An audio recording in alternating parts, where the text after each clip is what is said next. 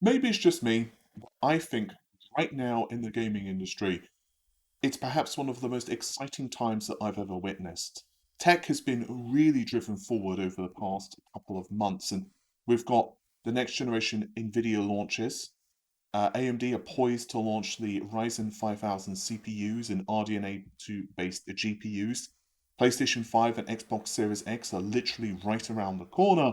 And of course, to take advantage of all of this, we've got the games as well. I think it's just a really exciting time to be a gamer. But not everyone has the cash to drop on an RTX 3090, let's just be honest. So I have been really excited to see what the mid-range offerings from both AMD and Nvidia are capable of. They help bring performance, well, to an affordable price point.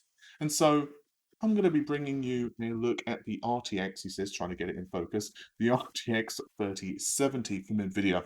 This card is retailing with an MSRP for the Founders Edition at 499 US dollars. Before I go any further, do note that this card was provided to me by Nvidia for the purposes of review. With that said, all opinions are my own. This is not a sponsored video. Nvidia claims that this card can outperform or equal the RTX 2080 Ti. That's a pretty lofty goal given the 2080 Ti, which was the previous generation's flagship, retailed at twice or perhaps even more of the price of this card.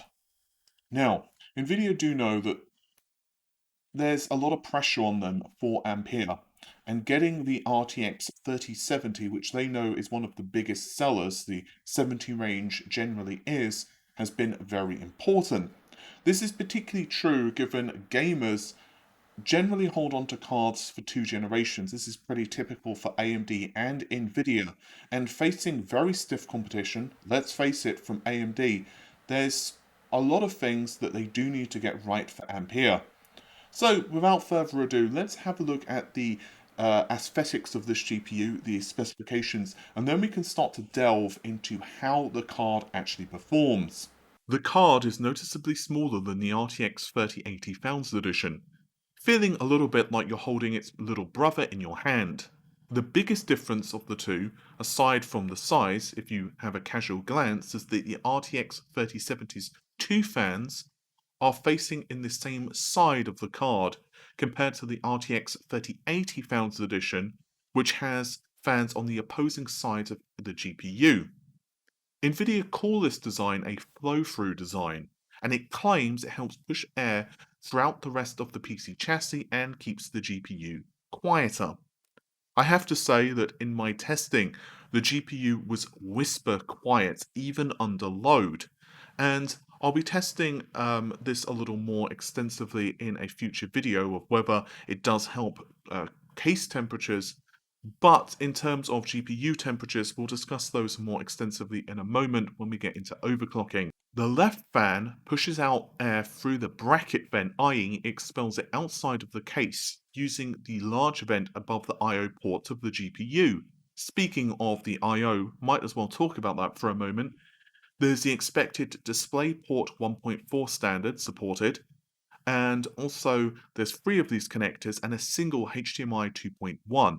This supports 4K 120 FPS along with HDR. For those wanting to game on a large TV screen, which supports a variable refresh rate, you now can, thanks to the RTX 30 series. This is compared to just the HDMI 2 support of Turing.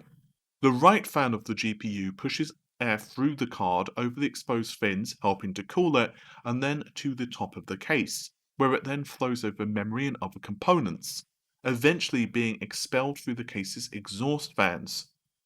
These fans adjust speeds on their own independently for best noise levels and temperatures. Nvidia also include the newfangled 12-pin power connector for the RTX 3070, claiming it saves space on the super compact PCB. The RTX 3070 has a TDP of 220 watts. We'll get more into this again in the overclocking section. So a single 8-pin power connector is enough to power the GPU. Therefore, the 12-pin converter cable differs from the 3080, as the 3080 card comes with a Y splitter to convert two 8-pin power connectors, whereas there's just a single cable for the RTX 3070 Founders Edition. It does look a bit clunky, and it doesn't look necessarily ideal in terms of neatness, but it's not really a big deal. Overall, the card looks solid and build quality is nice. The only downside for me is that the RTX logo of the card does not light up. I think that's a little disappointing. A subtle green shade or a white glow, more like the 3080 Founders Edition, would be fantastic, but it's not a huge deal. How about specs? Well, the answer is that the RTX 3070 features the same basic Ampere architecture as the 3080, with naturally cuts to the number of SMs in memory bandwidth. The 3070 features 5,888 CUDA cores across 46 SMs. This in turn means 46 RT cores and 184 tensor cores. I've extensively covered Ampere in other videos, so I'll just go over the Ampere architecture changes here briefly. Starting with the RT cores, these are second generation, the first being found in Turing. Nvidia claims these are capable of 2 times the raw throughput of Turing's architecture by doubling the number of ray intersections which can be processed concurrently with traditional shading process. I'll be covering ray tracing performance a lot more extensively in a separate video, but I will add in some results into this one. Nvidia also doubled down on tensor cores, which are used for important things such as DLSS, Deep Learning Super Sampling. While Nvidia is marketing DLSS for the RTX 3090 and its 8K ability, I have to say that in my opinion, and I've long held this belief, upsampling on mid-spec cards is arguably more important. Back in the day, and yes, I sound 100 when I say that, a CRT monitor looked okay at lower resolutions, i.e. a 19-inch CRT monitor for your PC, which topped out at 1600 by 1200, would still look amazing at 800 by 600, which was a quarter of the resolution. So games like Doom 3 and Half-Life would look amazing, but it was also considerably less work for the GPU. But in this age of OLEDs and other such displays, this is not the case anymore.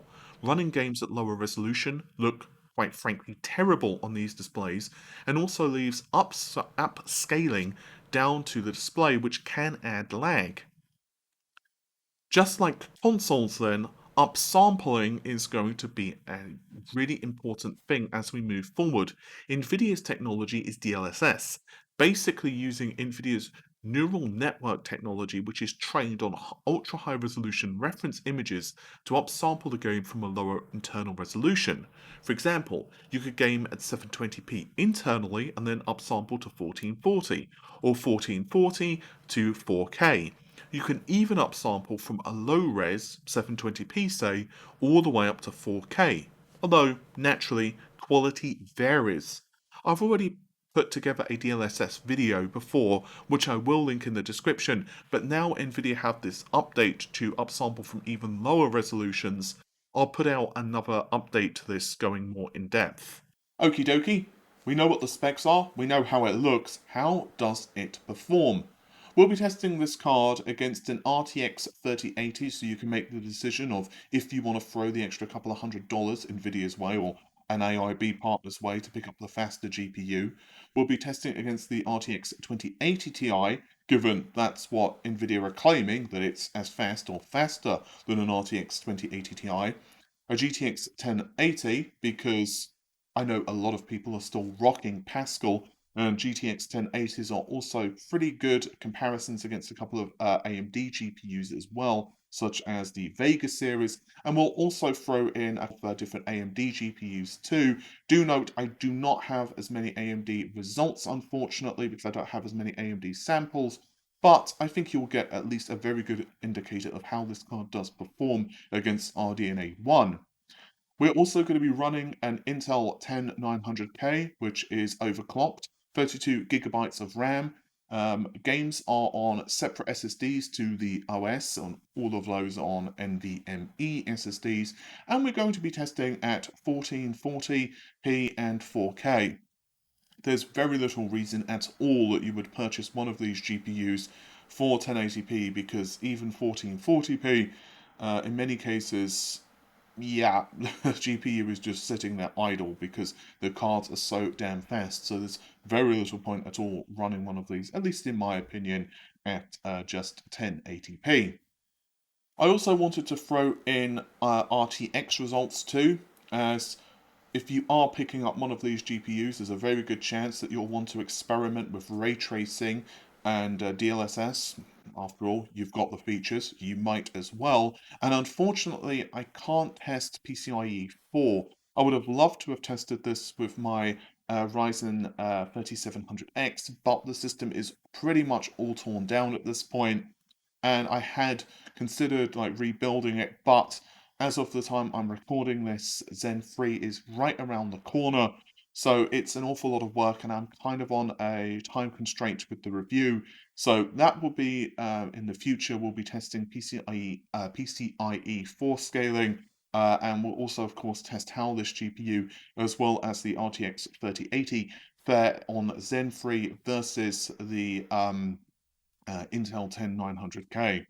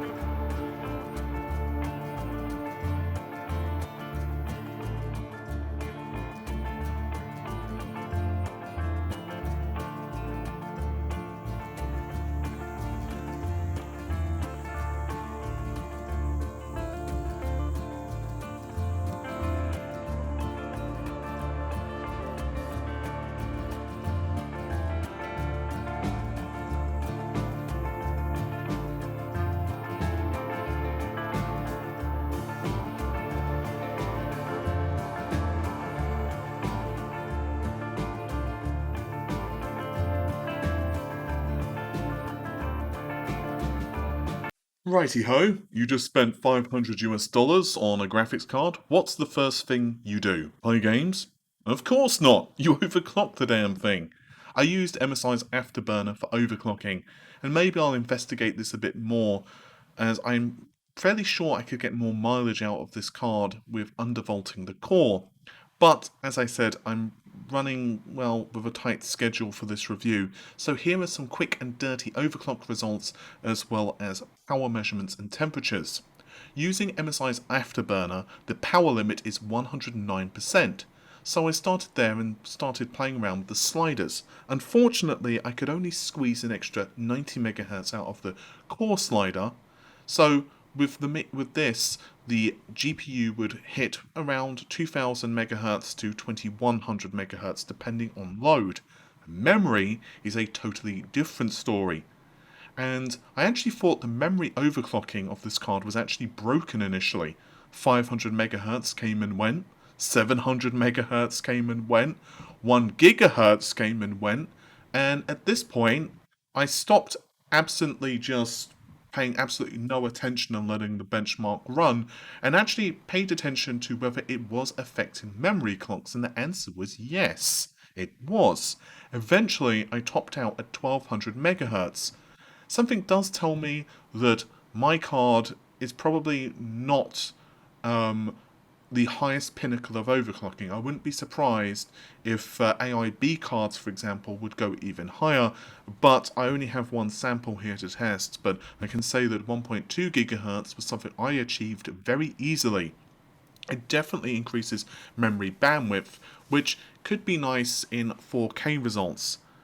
I reached 62 FPS at 4K with Gears of War 5, everything maxed out of course at 4K, whereas Horizon Zero Dawn went to 61 FPS. A small jump in stock performance perhaps, but, well, it's so easy. This is not to say that I would advise anyone to overclock. Overclocking has a very minimal risk, but it is still a risk to damage your hardware, and that's all you, basically. But given the pretty insane ease of just cranking a power limit to max and then even adding a conservative figure to memory, say 700 or 900 megahertz, I imagine a good number of people will choose to do just that. As for power measurements, well, we were hitting just over 210 watts at stock, although in heavy ray tracing scenes it would go to 220, and with overclocking it would nudge over just about 230 watts. As for temperatures, with default fan profiles and also utilizing a fairly coolish environment, it is British autumn here right now, and the GPU would typically hover around 70 degrees. Going into this review, I asked the question, does the RTX 3070 live up to the claims of Nvidia? Does it match the RTX 2080 Ti for only $500 US? And the answer largely seems to be yes, and then some. A couple of titles are ever so slightly slower on the RTX 3070, and other titles such as Horizon Zero Dawn seem to really enjoy the Ampere architecture. It's going to be very interesting in the market and how AMD responds with the RX 6000 series. I've covered a ton of rumors, many exclusives on the channel, of course, but unfortunately, I can't give a recommendation or not based on AMD's rumors. We'll have to wait for AMD's cards to be available, and when they are, I'll definitely be reviewing them with a lot of excitement. I'm very excited to see what AMD bring to the table and what competition Nvidia will face. I have a feeling RDNA 2 will be amazing. With that said though, I find very little wrong with Ampere and the RTX 3070. The only major negative, the blemish for this launch, has been availability. We are still waiting to see if Nvidia can keep up with the demand for the RTX 3070. You have to imagine that it's going to be a very popular SKU indeed. Although I am hearing through the grapevine, not through necessarily official channels, that availability of the RTX 3070 will be better compared to what we see with, let's say, the 1390. I can only hope this is the case. With that said, I think Nvidia have nailed it with the Founders Edition card. I've had absolutely no crashing issues, stability has been absolutely rock solid, great build quality, and of course, features. I know that not everyone is a streamer, and certainly not doing it professionally, but I think Nvidia Broadcast is actually kind of handy. I actually use Nvidia Broadcast quite frequently now, even just to record audio. 1, 2, 3, 4, 5, 6, 7, 8,